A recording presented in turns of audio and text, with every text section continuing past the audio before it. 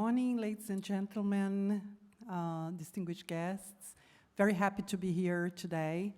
My name is Simida Silveira. I'm professor in systems engineering at Cornell University in the United States.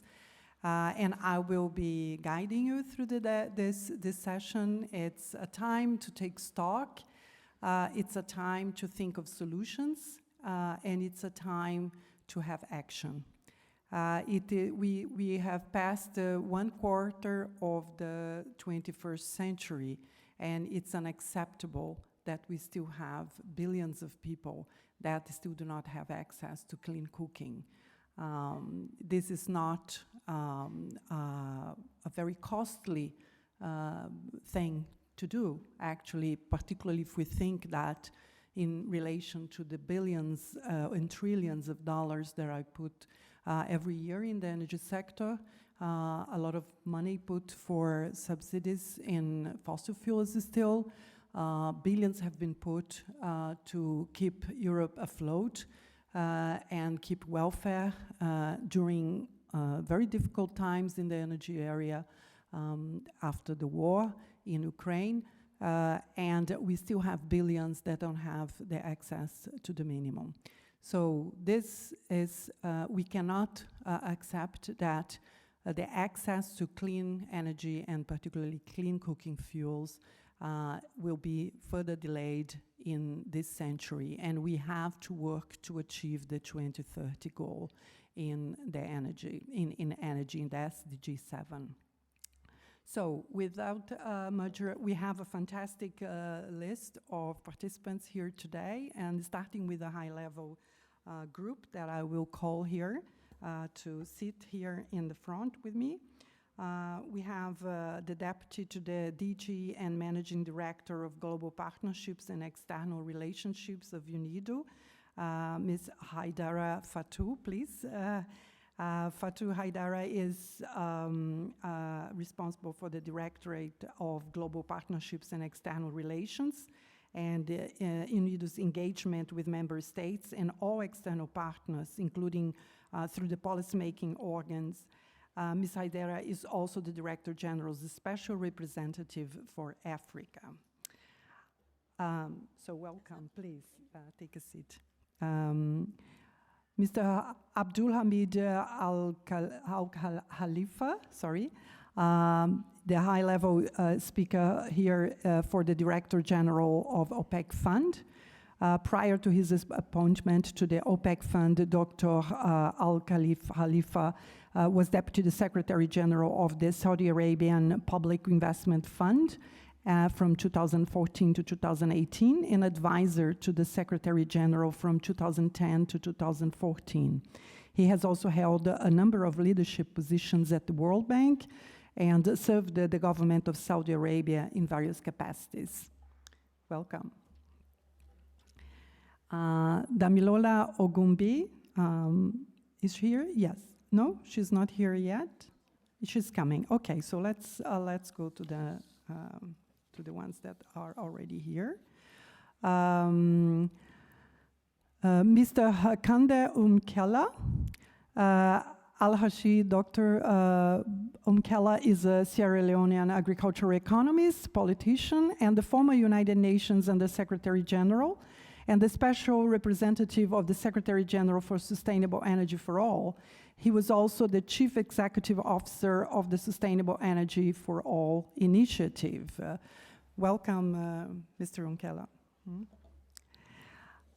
Next, Dimpha van der Lans, Chief Executive Officer of the Clean Cooking Alliance. Dimpha has more than 25 years of experience managing and leading global development, energy, and climate initiatives in the nonprofit and private sectors. Most recently, she led international corporate engagement with the World Wildlife Fund's climate and energy team. Welcome. So there we have Ms. Damilola Ogumbi, welcome. She's the CEO and Special Representative of the UN Secretary General for Sustainable Energy for All and co-chair of the UN Energy. With Mrs. Gogumbi at the helm, Sustainable Energy for All has entered into working relationships with over 200 partners, supported over 90 countries globally, and security commitments of more than 600 billion in energy finance. So we have this very distinguished panel. I'm very, very happy to be here with you, also representing the Council of Energy of Engineers for the Energy Transition, advising the Secretary General of the United Nations. So with further ado, I'll go through our program, inviting Ms. Haidara Fatou. Oh, sorry, I forgot one. Oh, yes. Sorry, Alexander, sorry. Last but not least, Alexander Hack is heading the global program Energizing Development, as well as the Endeavour GCF project on climate-friendly cooking. Prior to his current position, Alexander Hack has worked for the GIZ in Turkey as cluster coordinator for energy and climate. Before that, he advised the Federal German Ministry for Economic Cooperation and Development on global sustainable energy policies. So welcome, Alexander, and welcome you all. We'll move on into our program, starting with the address of Mrs. Haidara Fatou, please.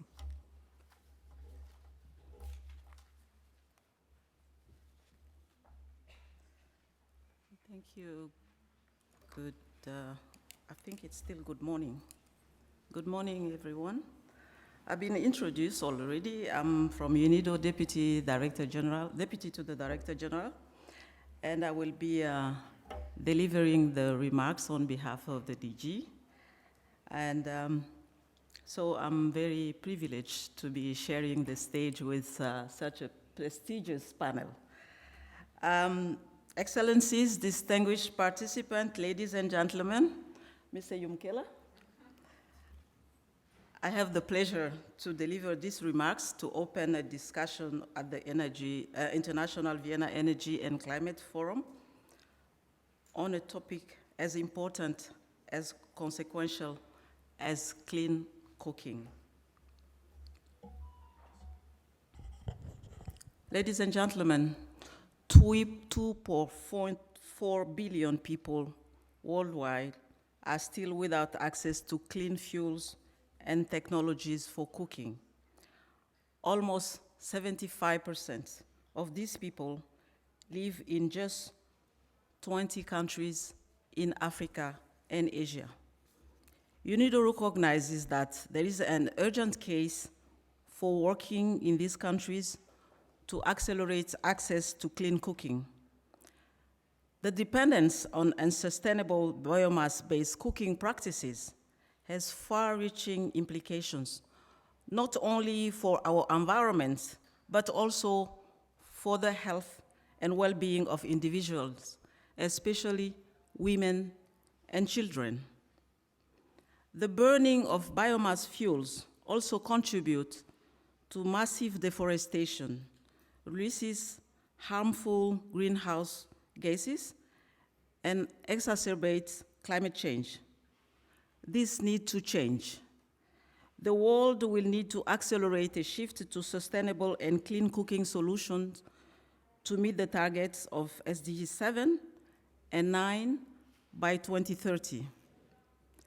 Ladies and gentlemen, UNIDO's mandate of inclusive and sustainable industrial development is of great importance in this regard. Amongst others, we emphasize the link between agriculture, industry, and the energy sectors in achieving the economic empowerment of developing countries. Against this background, UNIDO's bioenergy program, through its Global Impact Program for Clean Cooking, assists countries to shift to modern, clean cooking fuels and technologies. The bioenergy program promotes innovation in technologies, policies, financing, and partnerships to bring clean cooking fuels and technologies to the market at scale. In order to scale up and fast-track SDG 7, UNIDO and its partners, the Clean Cooking Alliance, Sustainable Energy for All, and the OPEC Fund, among them, launched the Council on Ethanol Clean Cooking, CECC, during COP27 in Egypt. I'm very pleased to inform you that as of today, 15 countries and 11 partner organizations, including research institutions, have confirmed their membership of the Council. UNIDO, while hosting the Secretariat of the Council on Ethanol Clean Cooking, intends to join hands with the Climate Finance and Energy Innovation Hub established by Sustainable Energy for All, the OPEC Fund, and the UN Capital Development Fund to scale up financing for clean cooking. UNIDO and the OPEC Fund are already working together to support the government of Madagascar in developing a national clean cooking transition program to support the government's ambition to reduce massive deforestation and land degradation. UNIDO calls upon all of us, partners, governments, community-based organizations, development partners, and individuals to come together, pool our resources, and commit to ensuring universal access to clean cooking by 2030.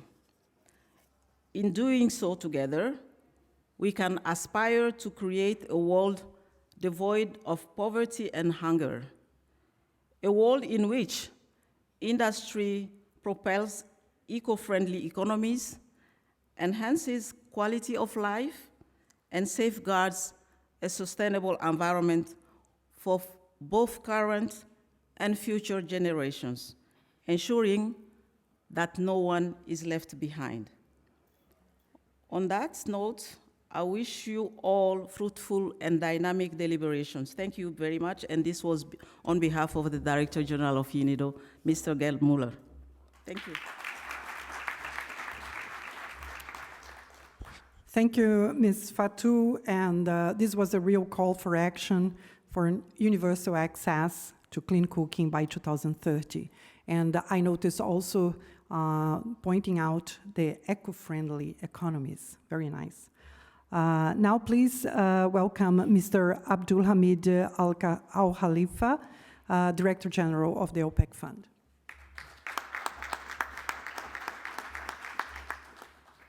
Thank you, and good morning, everyone.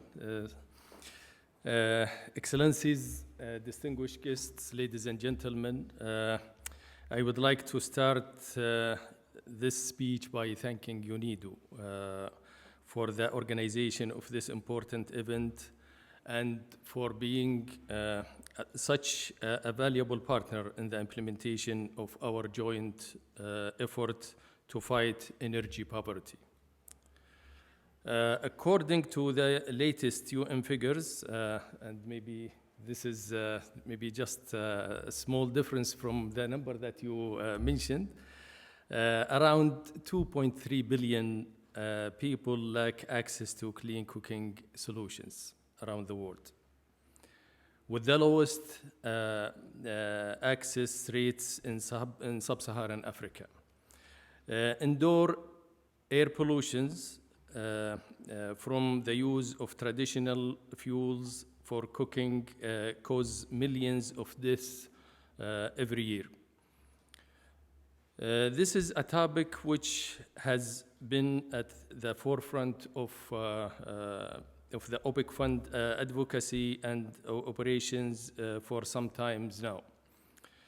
We are dedicated to addressing this issue through a multi-vectorial approach.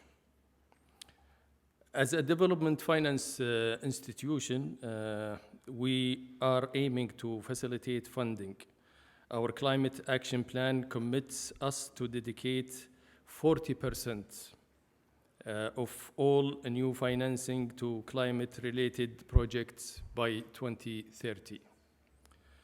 Together with SE for All, we recently also launched a climate finance and energy innovation hub with the aim of providing a policy and finance global platform to attract sector investments, particularly for clean cooking and energy transition in frontier markets.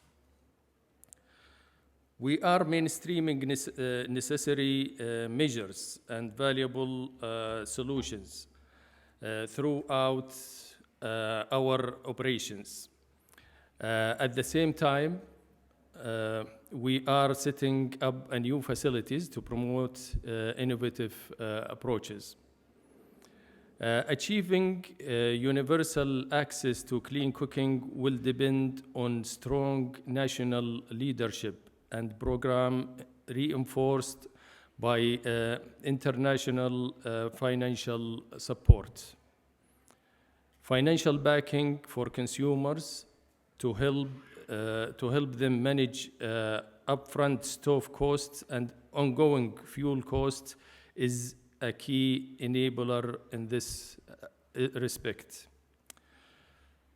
We are coordinating our efforts with our partners, in particular the Arab Coordination Group, which committed $24 billion to climate action at last year's COP27. We are also seeking to leverage resources from other development partners through financing partnerships, such as the Energy Access and Climate Action Trust Fund, which was launched thanks to the contribution from the Kingdom of Saudi Arabia. While the Trust's overarching objective is the SDG delivery, the initial focus will be on clean cooking. Promoting clean cooking is an essential part of a just energy transition. Financial incentives are vital to accelerate the proliferation of clean cooking technologies. And local specificities have to be taken into account. A wide choice of options are available today, ranging from liquefied petroleum gas, electric cooking, biomass applications, and bioethanol applications, to the use of solar technology. Technology is a key. Equally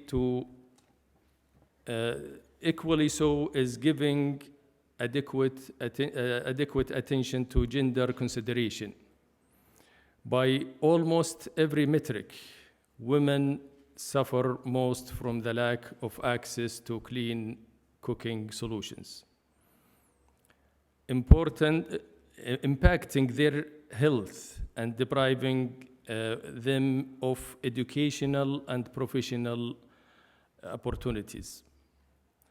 Translating our commitment into action, the OPEC Fund, in cooperation with SE for All and UNIDO, launched an ambitious clean cooking program in Madagascar. We are also planning to support similar initiatives over the next 3 years in other African countries, including, but not limited to, Comoros, Kenya, Malawi, Rwanda, Tanzania, and Uganda. These projects will complement other activities, such as developing integrated energy access plans and assessing clean cooking investment opportunities initiated under our climate finance and energy innovation hub. The OPEC Fund welcomes other initiatives in this area, such as the Council on Ethanol Clean Cooking, launched by UNIDO, at COP27. And we look forward to partnering in the Climate, Finance, and Energy Innovation Hub. Together with UNIDO and SE for All, we will also promote clean cooking as part of our broader collaboration at COP28 in December to ensure we attract and involve many more partners in support of this critical undertaking. Together, we can and we will make a lasting impact. Thank you all.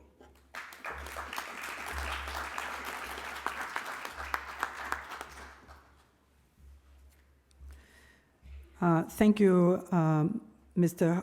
Al Khalifa, and a very important part of the action plan is set out with the funding. Now please welcome Mr. Kande Jumkella.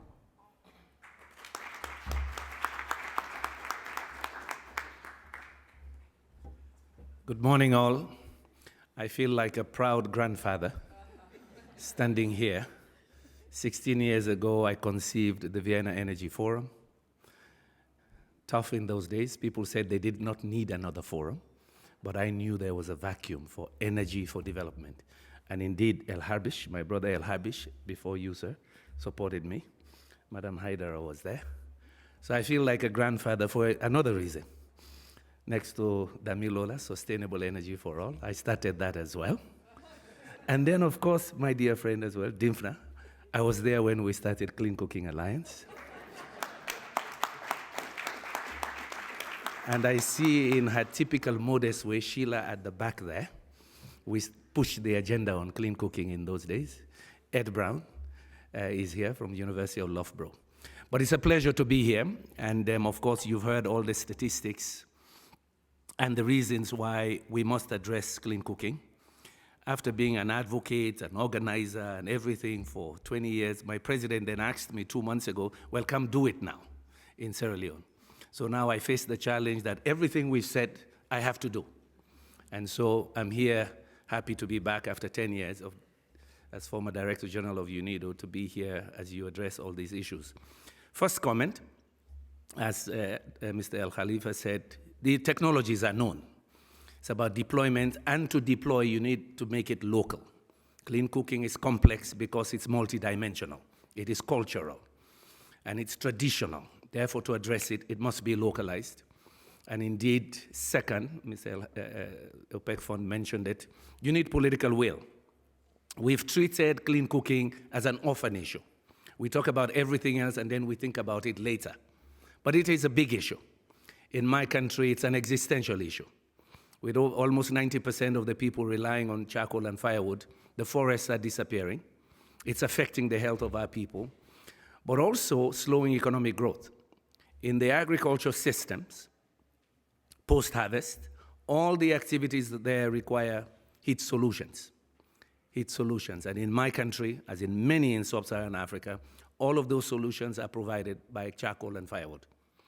It's an economic issue, because it also is affecting mobility. WHO says it's amongst the top 5 causes of mobility now in Africa. To deal with it, we have to raise it high. And so indeed in Sierra Leone, thanks to my new position, we'll be establishing a delivery unit within the presidency. And I want to thank all 3 of them. I hosted my first climate resilience and just energy transition conference last week. And SE for All, CCA, MEX, University all supported me. 20 people came in within 3 weeks to say, Kande is sitting in the chair now, we better help him deliver solutions. We're 8.5 million people. So everything we say at this conference, let's apply it in my country, Madam Haidara. So I'm here to say I'm really pleased. Clean cooking has to be raised, but we have to do that. In Kenya and Sierra Leone, we're putting it at the level of the presidency. We hope again in COP we'll raise that to get more African countries to realize that when you cut the tape for the next power plant, they have to show you a plan that in fact the cooking load will be added. When you design the next generation of mini grids, Damilola said something today, but I used to say it differently, Damilola. When you put 3 light bulbs in a home in poor Africa, in my village, you're shining a light on poverty. You're not changing poverty. You're just exposing it more. Today, we need more power. 1,000 kilowatt hour per person per year, you said. Sometimes I say even more. But the fact is, you need it for productive use. Then you change the income levels of the people. But more importantly, the next mini-grid must take the cooking load. If you want to stop the deforestation in the rural areas, give them power enough that they can use an electric pressure cooker. Or alternatively, they can use ethanol. I visited the ethanol cocoa networks in Kenya 3 weeks ago. There are solutions already. I was there seeing Cocoa Network celebrating when they hit 1 million customers with stoves that they sell for $15 because they can access climate finance to make it cheap. And ethanol is available to do that easily. It's even more competitive than LPG. But the solutions are known: LPG, ethanol, electric cooking. The solutions are known. We need to scale up. We need political will, the right policy environment, and yes, sir, we need finance. So we're very pleased that under your leadership, I heard the programs you mentioned, that we're driving this. Let me say this finally, that at least in my career, I found that there's some things I left hanging. But with Sustainable Energy for All and the Vienna Energy Forum, we pick those issues that people don't want to address. And clean cooking is one of those. Let's drive it. Let's not back off. Let's keep driving it. One day the world will wake up, as they did wake up for an SDG 7. I also felt good looking at SDG 7 and 9. I led the creation of both. So as a proud grandfather, thank you very much.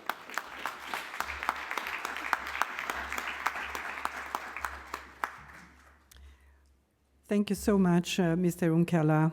And yes, we need to rise it high. I liked that. And the productive uses connected to the clean cooking solutions. Now I'd like to invite Ms. Damilola Ogumbi, please.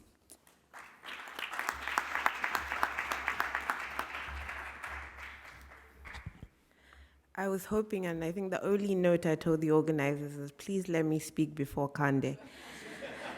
He calls himself a grandfather, but in our culture, he's more like our godfather in West Africa. We're extremely proud of him, and I see him as a true mentor. But I'm also extremely proud to be on a panel with people who are actually doing stuff instead of just making commitments.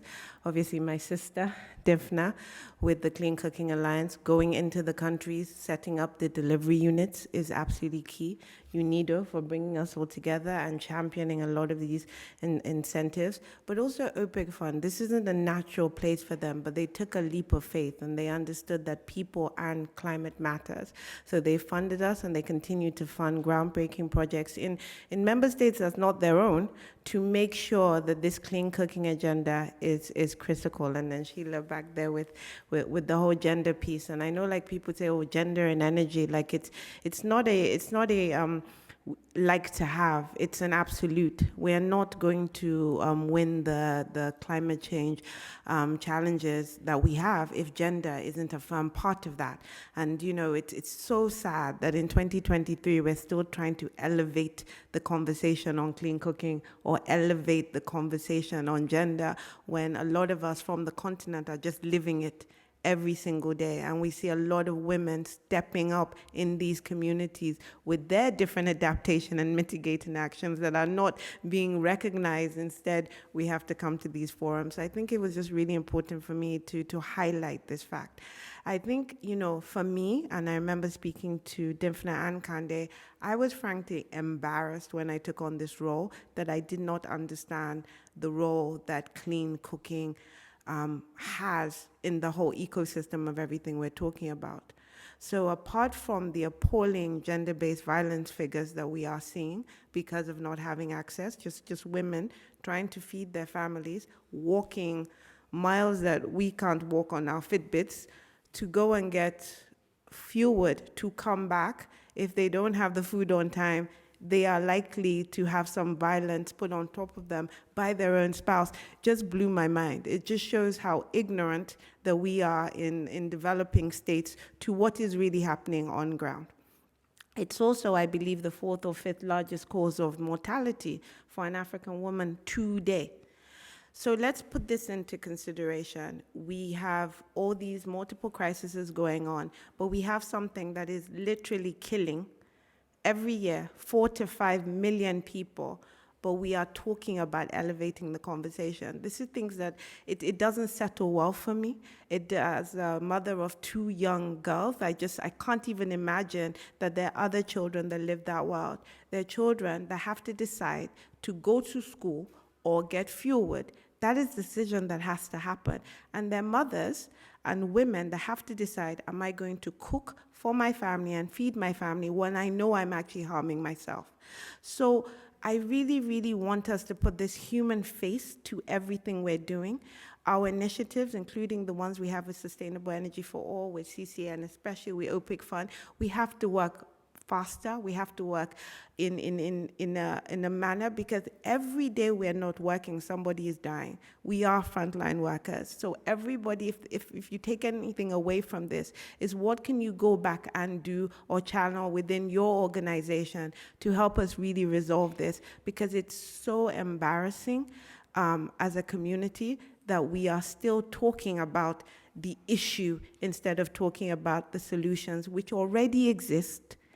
You know, there's Mex here with the cooking solutions. There are e-cooking things. There's ethanol. There's other various sources that exist now. But we have to get them in the hands of especially the women who need it the most. So thank you all for listening.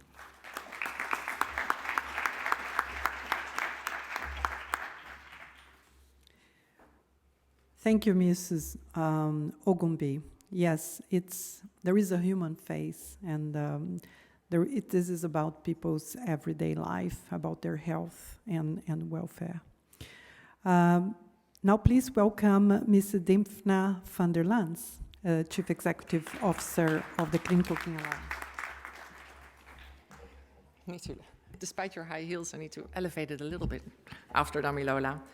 Thank you. It is a pleasure to be here this morning and have an entire afternoon at the Vienna Energy and Climate Forum focused on the important issue of clean cooking. When I started as the CEO of the Clean Cooking Alliance 5 years ago, clean cooking was not nearly as prominent on the agenda of these major energy and climate gatherings, so we have come a long way. And for that, I would like to thank the co-organizers, UNIDO, the Council on Ethanol for Clean Cooking, GIZ, OPEC Fund, and SE for All, who alongside the Clean Cooking Alliance have been working to elevate this issue and drive much needed ambition and investment across the clean cooking ecosystem. But we still have a long way to go. Worldwide, billions of people still lack access to clean cooking, which results in millions, as Damilola mentioned, premature deaths, large quantities of climate pollutants, unabated forest degradation in global diversity hotspots, and a continuous burden on women and children. Given this enormous impact, it is unacceptable that clean cooking solutions attract such a minuscule fraction of international climate finance and private capital. The current level of funding and investment in the clean cooking sector has not matched the global magnitude of the challenge, hovering around 200 million per year, and is highly concentrated in a small number of countries, technologies, and ventures. If this current funding and financing trend continues, nearly 2 billion people will still be without access in 2030. Thankfully, we have the knowledge and the technologies to provide affordable clean cooking to every person in the world, if governments, investors, and the private sector make it a priority. The first key to solving this challenge is political leadership. When presidents and prime ministers create mechanisms like a dedicated clean cooking delivery unit, they are demonstrating that clean cooking is a national priority that requires government-wide action and dedicated funding. By having a delivery unit, ministries of energies and ministries of environment can be brought together to build rigorous clean cooking carbon frameworks. Progress against national targets can be tracked and reported. Policies can be refined to encourage more private sector investment, and clean cooking can be embedded into national health, climate, gender equality, and development agendas in a whole-of-government approach. Governments are increasingly recognizing that clean cooking is the energy issue that has been left behind for far too long. They want to change that narrative and see delivery units as an opportunity to tackle the issue in a transformative and targeted way. At the Africa Climate Summit in September, the government of Kenya and CCA announced the inaugural Clean Cooking Delivery Unit, a team of experts embedded within the Office of the President. With an emphasis on unlocking private sector capital and carbon finance to deliver Kenya's ambitious climate and clean energy goals, the delivery unit will be housed at the highest level of government and will report to Special Climate Envoy Ali Mohammed. Sierra Leone's chairman of the Special Initiative for Climate Change, Renewable Energy and Food Security to the President, Kande Yumkela, also announced that his country is prepared to join Kenya and CCA with its own delivery unit. Several additional African presidential offices are in discussions with us to join the delivery units network, which will offer technical support, capacity building, and funding to support national-led clean cooking transitions. With strong government leadership in place, we now need to unlock significantly more funding and investment from current and new pools of capital. The Clean Cooking System strategy led by CCA highlighted that investments of at least $10 billion per year are needed to achieve universal access. Yet we're only seeing flows in the millions of dollars today. Sources of innovative finance, especially through the carbon and domestic financial markets, have the potential to narrow this funding gap. This is why CCA launched the Catalytic Finance Accelerator, which aims to mobilize at least $100 million in new commitments by 2026 and $500 million by 2030. The Catalytic Finance Accelerator is a coalition of representatives from the clean cooking, carbon, and financial markets who share a common vision: clean cooking markets that attract growing numbers of investors, outcome buyers, and funders, offering a range of financial instruments to clean cooking companies and projects across their maturity cycle, in diverse country contexts, and transitioning billions of customers to higher-tier cooking solutions. Yet even with political will and increased finance to scale clean cooking at the pace required, we also need systems-wide partnerships to drive implementation. We must maintain clean cooking into broader agendas, including climate, nature, food systems, and sustainable cities. We need a paradigm shift in approaches that is built around holistic systems-level partnerships that bring together a diverse set of stakeholders to address all dimensions of this issue. Clean cooking initiatives require significant resources, including funding, technical expertise, and infrastructure. Cross-cutting collaborative partnerships allow for the pooling of these resources, rapid innovation, and knowledge sharing across the ecosystem.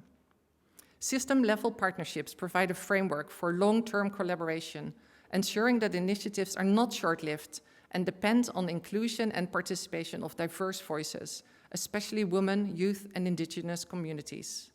These partnerships create a sense of collective responsibility, making it more likely that commitments will be honored and progress will continue even beyond initial milestones. For example, at the Africa Climate Summit, CCA announced the launch of a new Africa Conservation and Clean Cooking Collective, together with the Africa Wildlife Foundation and the Africa Development Bank, to drive a more comprehensive, coordinated, and African-led approach to conservation, landscape restoration, and clean cooking, helping to address some of the region's most pressing climate, environmental, gender, and health issues.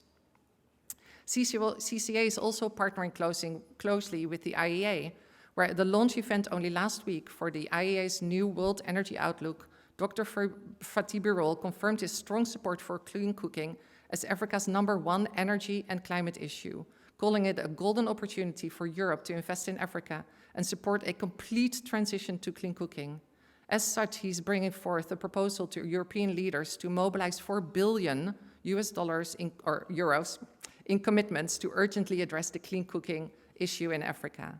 As we approach COP28, clean cooking is at a precipice, and there is no more time to waste with incremental funding and pilot projects. I hope the presentations and the discussions today inspire deeper engagement and collaboration. We must collectively continue this momentum to ensure no one's lives are limited by how they cook. Thank you.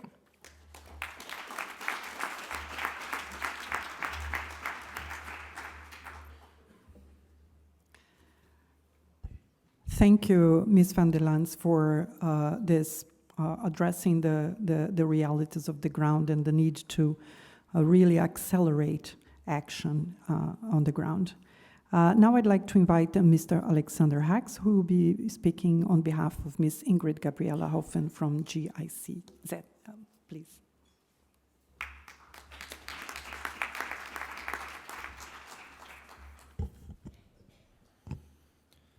Yeah, thank you very much to the organizers again for inviting us here. Also thanks to the distinguished panelists here for already, I think, outlining quite a couple of the issues, so to say, that are hindering more progress in the area of clean cooking in particular. I think for us as GIZ, the issue of how to design this transition in a just manner is of key importance. I mean, you hear a lot of talks about the just energy transitions across the globe currently. It's mainly focusing on the off-grid sector, on decarbonizing existing energy systems. And we think it's crucial to not forget about the people that do not have access to clean cooking yet, to the people that are left behind currently, the current, let's say, paradigm and regime. I see that things are also changing slowly. It reminds me a little bit, of the emerging, let's say, climate discussion many years ago. It was also kind of a sidetrack issues, and then it slowly but gradually kind of ventured into, let's say, the major consensus, the political consensus across the globe. And now the climate issue is the one overarching issue globally when you talk to political leaders across the globe. And I think this is something that we working in this clean cooking space actually also can capitalize on. I think there is great momentum currently. We haven't seen such a momentum since the last 10, 15 years in this area, because there's a strong focus on climate, but the positive climate impacts of clean cooking solutions, the one that are out there already, the one that the previous speakers were mentioning here already, they are heavily paying into mitigation efforts, of course, and this is very attractive both for the countries in which these solutions are implemented, but of course also for the voluntary carbon markets. So I think currently we're looking at a constellation that is actually able to push this paradigm shift that we are asking for forward in a much more fast manner than we saw in the past. We have a lot of advocacy globally. I mean, what the people here on the panel have been doing over the past couple of years, I think, is really tremendously in terms of advocating for the sake of clean cooking and the importance of clean cooking. And I think it's triggering in. It's maybe not enough, but we're moving into the right direction, I think, really with a very high-level political engagement that they were able to pull off. Of course, finance is always an issue.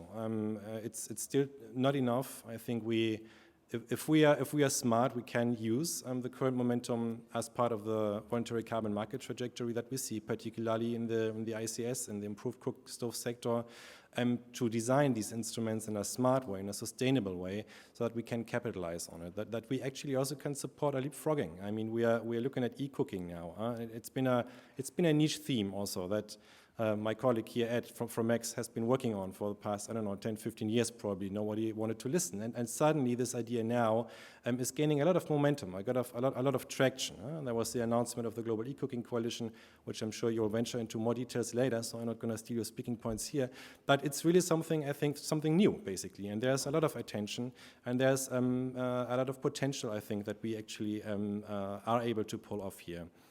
And we also see gradually that national governments really are buying into the issue. And it was mentioned before, I mean, this is key. If the national governments are not behind it and are not working on it, so to say, and working on the conducive framework conditions, then it's really hard to push this change, of course, forward. And again, if we design these instruments smart, if the national government, can use the mitigated CO2 emissions to report against the NDCs, there are a lot of opportunities left and right, I think, in pushing for this clean cooking agenda that we sometimes maybe are missing out left and right. So I think there are a lot of opportunities actually out there, so to say.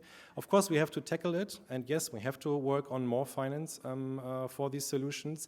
Maybe we also have to look at how to amplify our own efforts in different constellations in the future and in different alliances also, looking at scalability of approaches. I mean, we are implementing one project currently in Kenya and Senegal where we are really trying to transform the entire market in the countries and say, okay, let's go for 3, 4, 5 national champions that are really able to produce on a massive scale and using economies of scale to close that affordability gap that we still obviously have in many countries. So I think there are a lot of promising opportunities currently that we just need to drive forward. And of course, we shouldn't wait until tomorrow. We should start with that today.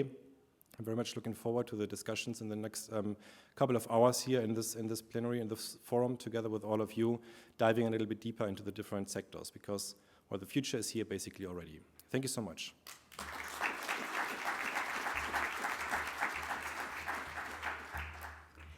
Thank you very much.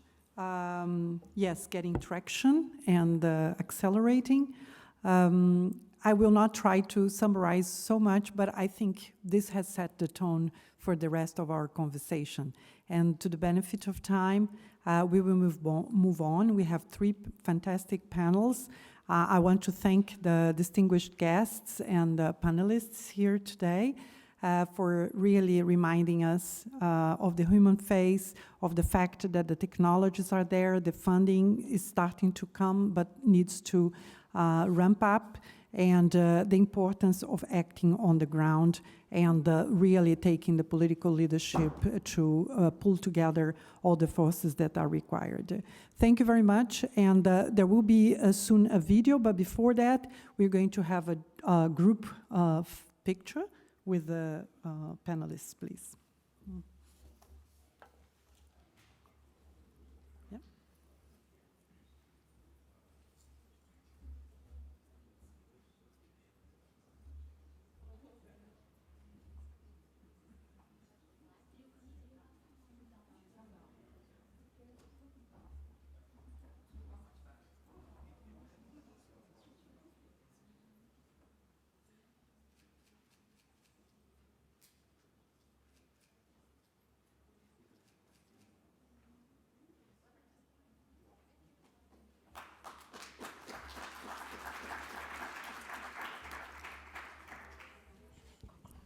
Thank you. Thank you very much. Thank you. Thank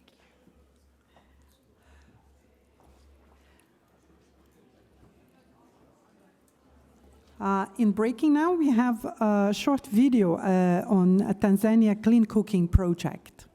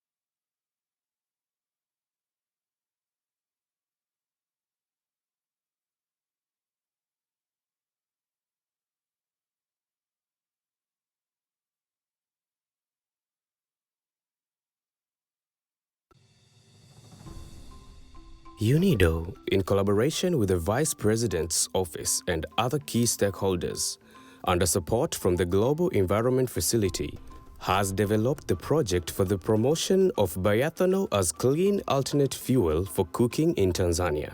This project already kicked off following an initial pilot that we did in Zanzibar, and we are glad to say that we're not doing it single-handedly as UNIDO, but in fact we are collaborating with a private sector institution that won the bid, that is Consumer Choice Limited. Mradi wa majiko ya Spirit kwa kweli tuliupokea vizuri na ulitufurahisha sana. Wanawake wenzangu nawaambia wanunue moto safi, ni jiko zuri, sababu kwa mazingira ya nyumbani mikoani inakuwa mkaa ni shida, kuni ni shida, kwa hiyo ukienda nalo inakuwa ni nafuu.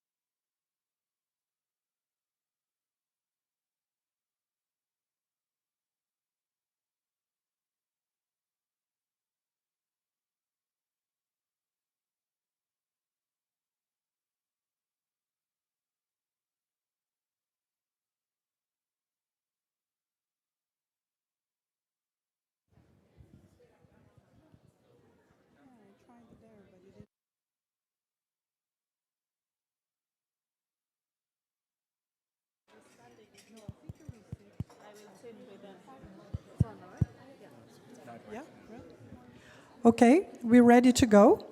For the first panel on sharing lessons from clean cooking policies and projects implementation, we will have a series of presentations of lessons learned, successful experiences on the ground.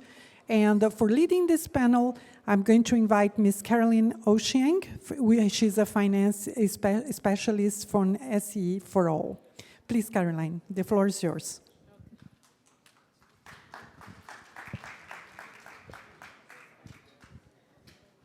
Yes, greetings all of you, and thank you for joining this session. And so our session is more of like what we had in the first session. There was a lot of call for action and greatly recognizing that there's an important, if there's no political commitment, we don't get much in terms of clean cooking. So that's exactly what this session will be focusing on. What are the country actions? What has been successful and what are the challenges? And so to join me for that discussion, I have a very distinguished panel consisting of various government representatives and also key sector stakeholders. And so I'll just invite them one by one to join me in the panel. So I'll start with Mr. Thierry Andriansoa. I hope I got the pronunciation right. Yes, so Thierry is the Secretary General of the Ministry in charge of energy in Madagascar. Welcome to the panel.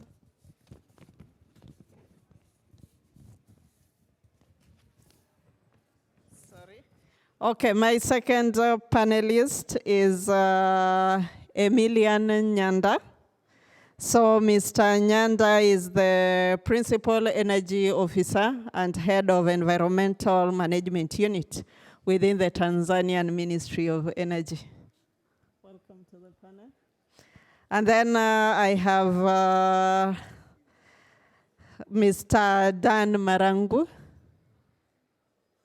Yes, so Mr. Marangu is the Director General at the Renewable Energy Directorate, Ministry of Energy and Petroleum of Kenya. And the fourth panelist, we have Ms. Justine Akumu, who is the Energy Officer at the Ministry of Energy and Mineral Development of Uganda. And then my next two panelists.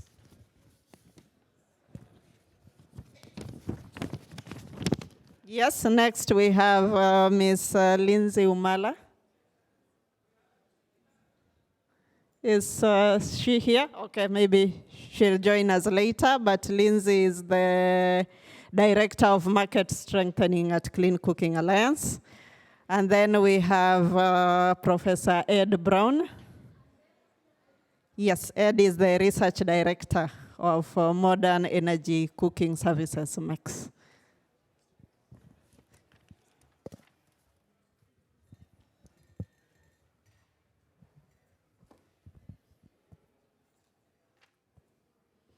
Yes, so thank you and welcome to the panel.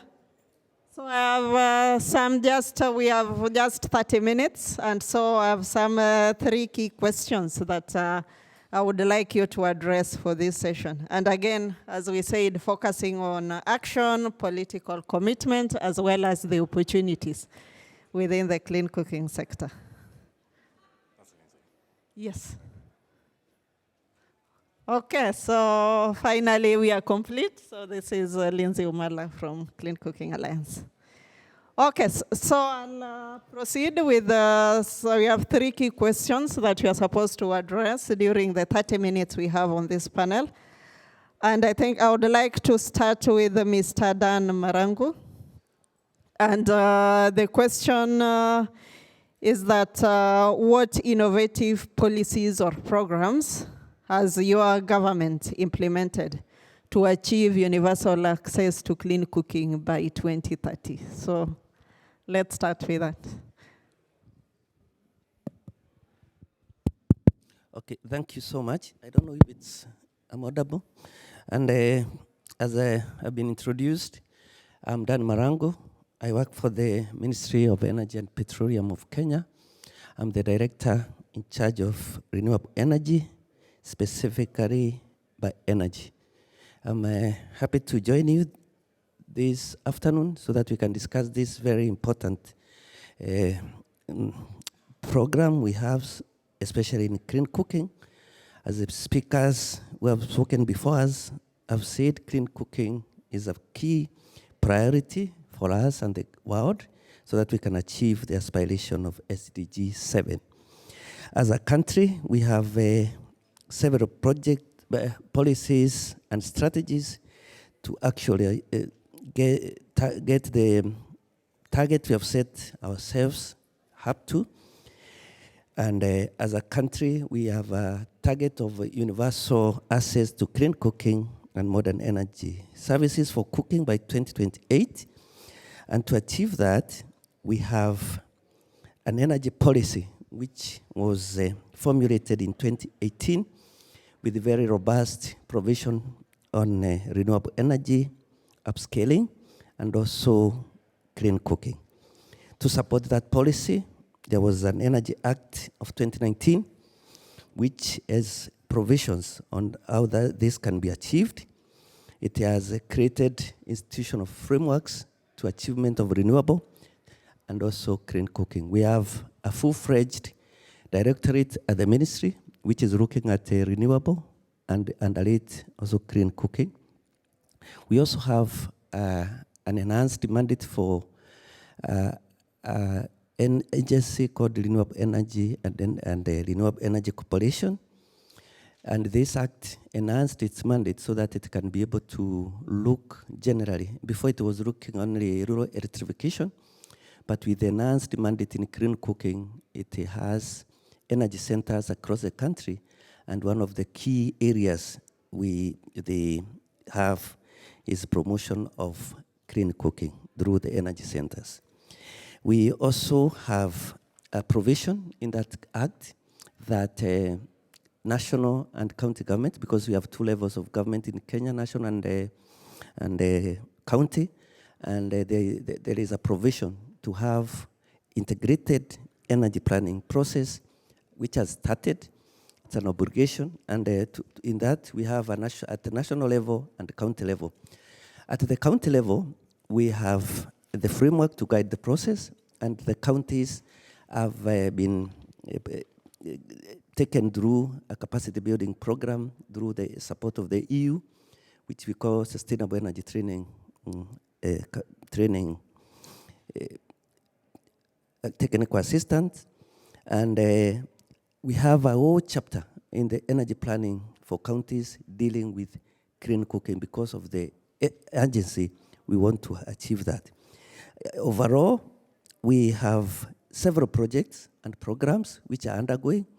We have a project under GCF NDEF dealing with the promotion of clean cooking, especially artisanal clean cooking appliances. And the project, which has been mentioned here by colleagues from GIZ and NDEF, aims at making this activity professional so that we can be able to have improved cook stalls deployed at scale across the country, especially targeting the rural communities, which at the moment we are talking about 80 to 90% using 3-stone open fires. And we have a transitional plan so that they can maybe transit to improve cook stoves as we move to higher tier solutions. But basically, we also have in Kenya now, having, as it was announced here, a DU unit, which we are working with the CCA to implement in the country. But apart from that, we are also finalizing the overarching clean cooking strategy, which aims at a promotion of all solutions, and it is aimed at providing a roadmap to the target I mentioned earlier for the universal access by 2028. It's an ambitious target, and we need all partners on board so that we can achieve But as a country, because we have prioritized clean cooking at a higher level of government, we are looking at all solutions. We are looking at improved cook stoves. We are looking at ethanol. We are looking at LPG as a transition fuel, e-cooking, all the solutions so that we can be able to achieve the target. Finally, we also have a very vibrant private sector involvement in clean cooking. We, as a government, we have also provided incentives so that we can accelerate the adoption. And we have some of the appliances zero rated for VAT. We also have other incentives in components of manufacturing of cook stoves. And we have a very vibrant sector in Kenya, which is led by private sector. You have heard of Cocoa Enterprise. We also have BAN, which has a high-tier stoves for firewood and charcoal. So we have a very good private sector participation in this process. As we upscale, what we are looking at is that we have more programs, more projects at scale, and we have some. I mentioned maybe like 3. We have a GCF and a program which we are implementing with Senegal, as I have mentioned, to make the sector professional and have more upscaling across the country. We have also a program on COSAP, which is targeting underserved counties, like 14, and it has a clean cooking component.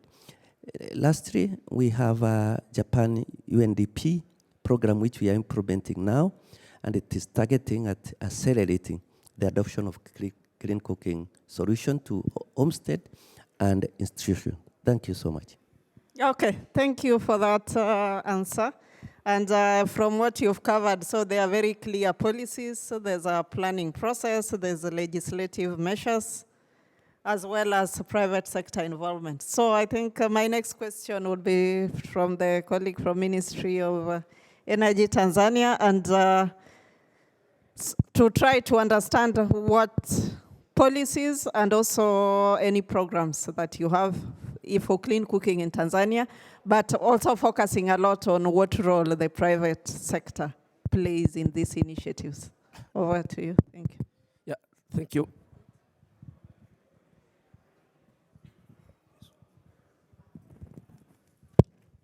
Thank you very much for having me here. Now, maybe to start with the policies, probably I would rephrase the question, but nevertheless, in compliance to the program, whether we, if we are honest, whether we have really innovative policy or not, it's questionable, because if we had really innovative policies, we wouldn't have been where we are, whereby close to 90 or 85% to 90% of our people still relying on the unsustainable biomass for cooking. But what are we really doing? As most of the country, of course, we have the policies in place, but what we have been really lacking is the implementation tools. We have the national energy policy, which is, among other issues, is trying to look at the issue of promotion of clean cooking solutions so that we reduce the gap from high dependence on the unsustainable biomass for cooking, which is resulting into the obvious reasons everyone knows, the deforestation, the gender issues, and the health.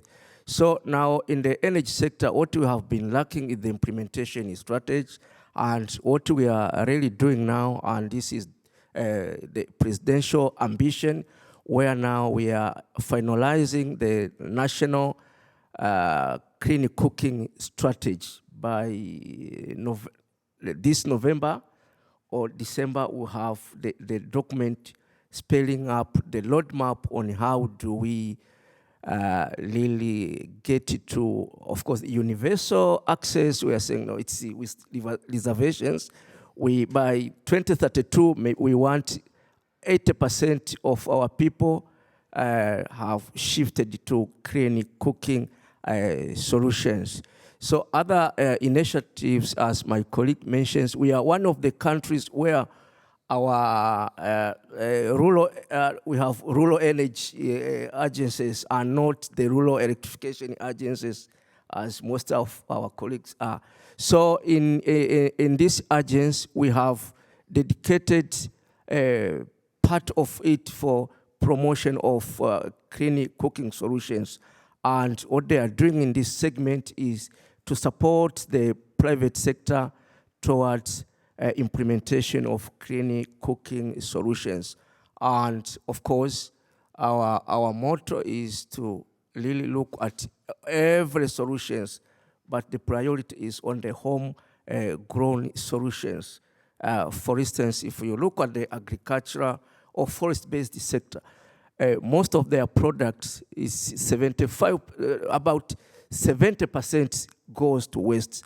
And now, if you don't improve the technology, what are you doing? So in the energy sector, we are saying, no, let us come with innovative technological solutions to convert this perceived to be waste into energy. So the issue of briquettes, I was even wondering, the top guys here, they have moved, and most of them, they are talking of electricity is one of our e-cooking, it's okay.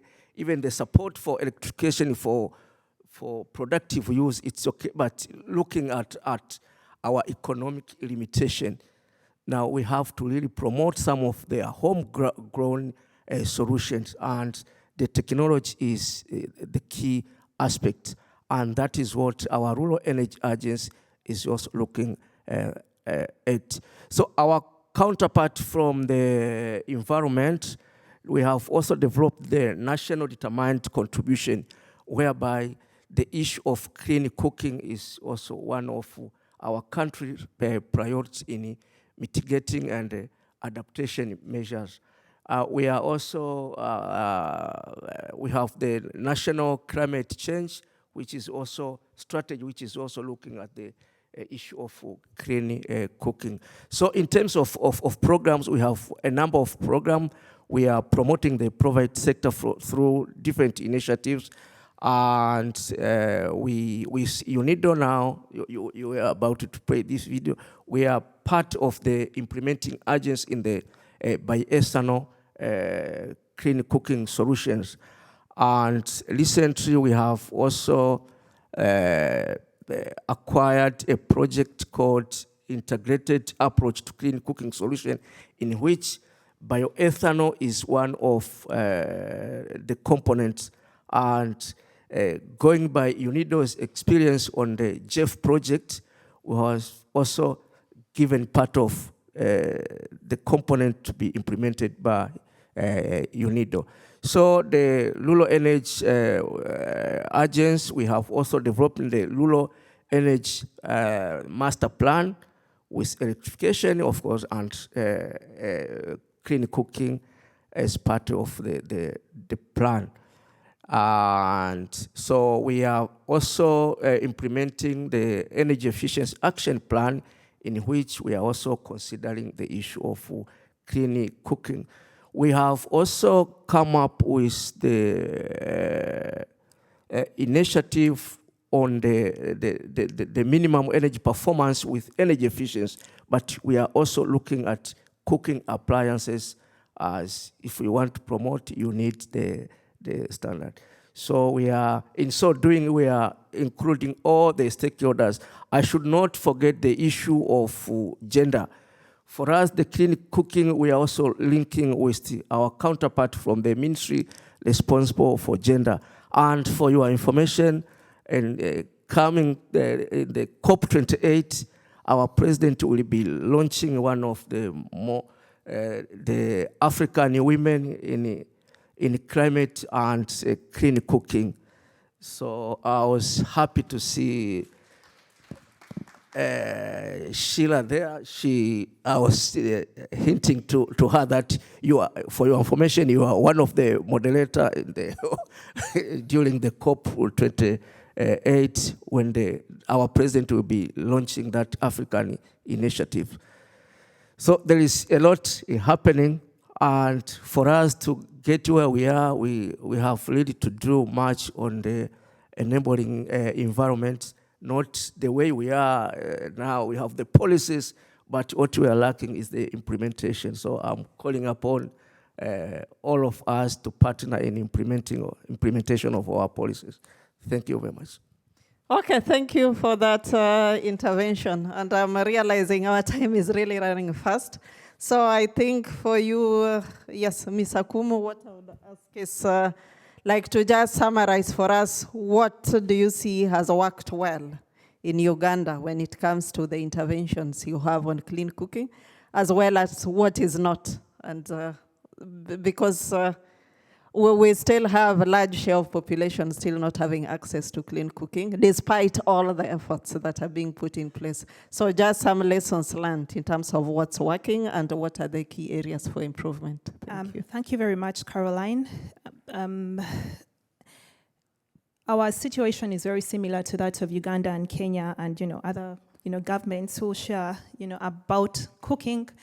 Maybe what I can say is starting to work is the fact that, in the past we only had one solution, and it was, promoting improved biomass stoves. And here the intention was, okay, let's use more efficient biomass stoves. We did not have other solutions.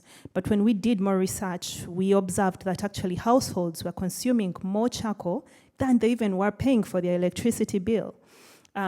We also saw an emerging, opportunity in other alternatives. For instance, ethanol.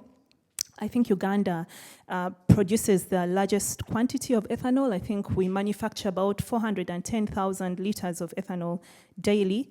We are actually exporting to the whole of the East African region, but we did not see the opportunity in ethanol for cooking. So now that's ethanol and its ability to actually drive, create a market for the agricultural sector where we're actually suffering. We had no markets for our sugarcane, our maize. Our land is not actually being utilized because we don't have market beyond, our consumption. So we saw an opportunity there. And when we saw the opportunity in cooking with ethanol, the fact that our electricity was in surplus, it's not being consumed, and yet households are cooking with charcoal. And then luckily enough, there was a lot of work emerging with MEX. With our interactions, we were introduced to efficient electric cooking appliances that even proved, showed that you can use electricity to cook at a much cheaper cost compared to charcoal. And once our government saw that, for the first time, our government was excited about cooking. They said, wait, there's an opportunity here. We can actually use cooking to drive electricity demand, because we actually, even within the East African region, our electricity consumption, per capita consumption, is among the lowest. We have surplus electricity. It's not being consumed. Government is paying a lot of money in dimmed energy. So the excitement about cooking with electricity was actually a game changer. So what the government is looking at is integrating e-cooking, actually cooking with electricity in the electrification plans and programs. We are seeing an opportunity that actually electricity, efficient cooking appliances can actually drive the consumption of electricity and can be the motivation for one to actually get their house connected to electricity. So it's top on government's list. We're actually looking at e-cooking as a productive use of electricity. We are also observing the opportunity in with ethanol. We now have a private-public partnership. One of the largest distilleries, it's called Bukona Agro, which is producing about 40,000 liters a day of ethanol. And we're seeing an opportunity for private investment and also private partnerships. We currently, actually starting 1st July, we have waived all taxes on denatured ethanol. That is, there is no excise duty, there is no VAT. So with that, we see that the price of ethanol for cooking can actually go down to about $0.6. And yes, we also see an opportunity with carbon. And here this comes in, for instance, the experts say very quickly that cooking with, so for instance, biogas has higher quality of carbon credits. I don't know what that means, but you fetch more on carbon. And yes, so we are now designing, looking at that opportunity, designing our clean cooking programs, with the opportunity to get money from the Article 6. And also, for the case of Uganda, our grid is renewable. Therefore, we see the opportunity with cooking using the Article 6 financing mechanism. So government is really keenly designing that with support of the GECO initiative to help us actually get the best deal for an Article 6 carbon cooking program. I guess the biggest lesson has been to, I think, to integrate, first of all, make cooking a priority. In the past, it was, deforestation, this and that. Whereas, yes, that was the issue. It wasn't really the biggest thing on the agenda. For my ministry in particular, whose top priority is to increase access to electricity. But when we saw the opportunity that cooking can actually drive the demand for electricity, I think that was one of the biggest opportunities, and also the political leadership, helping them understand the opportunity in terms of creating jobs. Our politicians, our leaders, for instance, our ministers also serve as members of parliament. So when you show them the opportunity that cooking can actually create a green job, and for youth and women, that can be also a big driver. So as we transition to cleaner solutions, our top priority as government is to have universal clean cooking by 2040. And that is under our energy policy that was launched in 2023. And we want an integrated approach. No single solution fits all, because we have different demographics. For instance, the rural community, requires a completely different energy solution from the urban communities. We also have the informal settlements within the urban communities. There is a need to plan for them. And what made charcoal penetrate so fast, and made it also hard to replace charcoal, is the fact that you can get the smallest quantities of charcoal on a daily basis. That speaks to the very poor of the poorest. So as you design a cooking intervention, how can you ensure that all, for instance, clusters of the community can benefit? In addition, we have recently discovered significant, the government is developing oil and gas, projects, and we see an opportunity for LPG.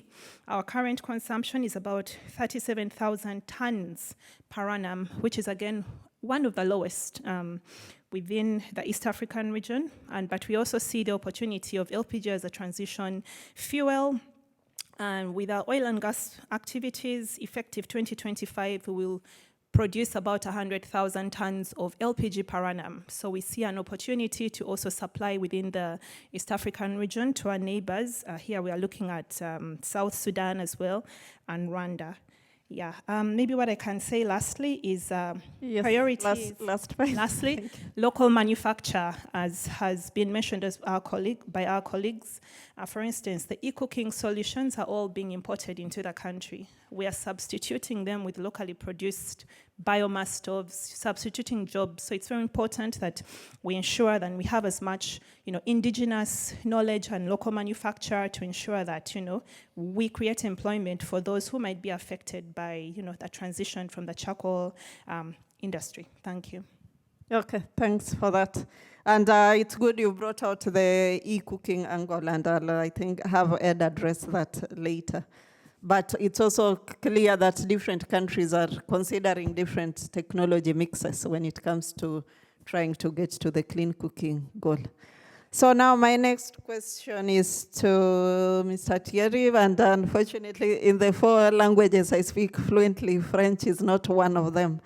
So I'll still ask the question in English, and if you can give example of one key program that on clean cooking in Madagascar and the experience with that. Yes. Yes. Thank you, Caroline. My English is so bad, and I prefer to speak French. Yes. If you don't mind. Madagascar, c'est 28 millions d'habitants, 7 millions de foyers, 33% de taux d'accès à l'électricité, 80% d'usage exclusif de la biomasse en tant que cuisson, en bois de chauffe et charbon de bois. Seulement 400 grammes par habitant d'utilisation du GPL en tant que cuisson. C'est très loin des standards même de nos pays africains. Donc, toute initiative est déjà une opportunité pour améliorer cela. Lors du COP27, le président a sollicité la communauté et surtout le secteur privé à soutenir Madagascar, car 70% de sa couverture forestière a déjà disparu et on estime que 100% de cette couverture disparaîtra d'ici même pas 10 ans si les mesures adéquates ne sont pas prises. Cet appel a été entendu, il y a eu des soutiens qui se sont manifestés et la mise en œuvre des actions nécessite donc la modification ou la création de certains textes réglementaires, ce qui nous amène à définir les encouragements et la sécurisation des investissements dans ce secteur. Ces activités aussi sont encadrées car ce sont de nouvelles initiatives, souvent de nouvelles initiatives. Une lettre en ce sens, une lettre de politique en bioénergie est en cours de rédaction et une loi qui va mettre en œuvre cette politique va être soumise au Parlement d'ici peu. Sur le court terme, la transition vers sur le court et moyen, sur le moyen et long terme, la bioénergie est une solution que nous avons adoptée, mais sur le court terme, pour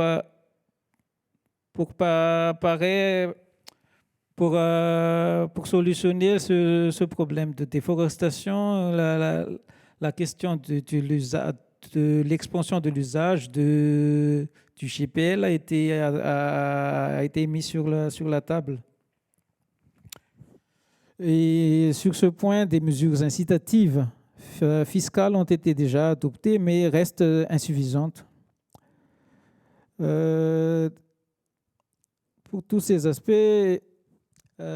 tous les acteurs ont été consultés et ont été mis à contribution pour que toutes les solutions soient inclusives, soit les aspects environnementaux liés au risque d'usage des sols juste pour des fins industrielles, autres que l'alimentation qui est déjà problématique aussi dans nos régions. Je vais citer quelques projets innovants en ce qui concerne la cuisson propre. On va citer le FIER ou financement intégré des énergies renouvelables, financement conjoint de l'ONUDI, du PNUD et de l'UNCDF, qui va servir à faire du de-risking financier et aussi pour mettre à l'échelle certains projets qui fonctionnent déjà, tels l'e-cooking. Je vois Madame Pataille qui est ici, qui œuvre dans ce domaine-là. Il y a aussi qui concerne aussi les incubateurs de projets et pourrait nous aider à trouver les financements pour les grands projets dans le secteur. Citant aussi le projet de cuisson propre et reforestation financé par l'OPEC Fund, dont le DG a déjà parlé tout à l'heure, et qui sert aussi à financer les futurs projets qui vont découler des préconisations des assistances techniques dans ce sens. Okay, thank you. So maybe just briefly, based on the notes you sent me, earlier, and it's that Madagascar so is one of the countries where we really see impact of clean cooking, like in terms of 70% deforestation occurring in the country, of which clean cooking, lack of access to clean cooking is one of the contributors. So Madagascar has tried to link clean cooking strongly with its nationally determined contributions. And based on that has also been opening up and really asking for investors to come into the country. But for that, there needs to be in place good policies and a legislative framework that can then unlock that, bring in private sector and other actors to the country. And so there has been, that's a lot that the country has been working on with the support of OPEC Fund, there's UNIDO, UNCDF, as well as AC for All. So I've been working actively to support Madagascar towards that, and that's seen as a key to clean cooking. Okay, so then, yes. So I think throughout the conversations, the important role of private sector has come up. And so I would like to know from you, Lindsay, the delivery units that the CCA is supporting in creating, how much, to what extent will this support in getting private sector to play a more active role in the clean cooking sector? Yes. Thanks, Caroline. I'm excited to be with you all here today. I think if we take a little bit of a step back, I think the challenge is cooking's in everyone's home, but it has no natural home within government, which has always been a holdback for being able to deliver on universal access. And I think the second piece that's always been clear to I think most of us who have been in the sector for a while is that we can't deliver universal access without public-private partnership. That's an imperative to being able to achieve universal access. And I think when we look at the ecosystem and accelerating private sector, it means having partners in government who are raising ambition, as we've heard, who are setting targets, who are creating strategies that are fundable, that the private sector can play a role in. And I think for the private sector in particular, it's where we see research and development, it's where we're seeing last mile distribution, it's where we're seeing innovation come from, but we also have to capitalize them. And that means commitment from government in addition to foreign investment, in addition to private investment. And all three of those are necessary to come together to be able to create a role for the private sector to help reach every household. I think if you layer on top of that, that also means policy coherence at the government level. And I think that's really the ambition of the delivery unit, is to bring together the various parts of government we've talked about. It's not just the Ministry of Energy, it's the Ministry of Environment, it's the Ministry of Health, it's the utility, all having to come together and to speak to that broad ambition and say we're going to, whether it's offer green fiscal incentives around climate, whether it is reducing duty and VAT on delivery of bioethanol, or on electricity, or on import of stoves, that all has to come together. And I think what's exciting about the delivery units being announced, one in the Office of the President for the first 2 inaugural units in Sierra Leone and Kenya, is that is raising the ambition. It's saying that this isn't an issue that sits in a line ministry, this is an issue that sits top of mind and at the top of the executive office. The second is that it's being led by 2 climate envoys, which I think also sort of signals that the conversation around climate change is a conversation around clean cooking. And clean cooking is a climate solution.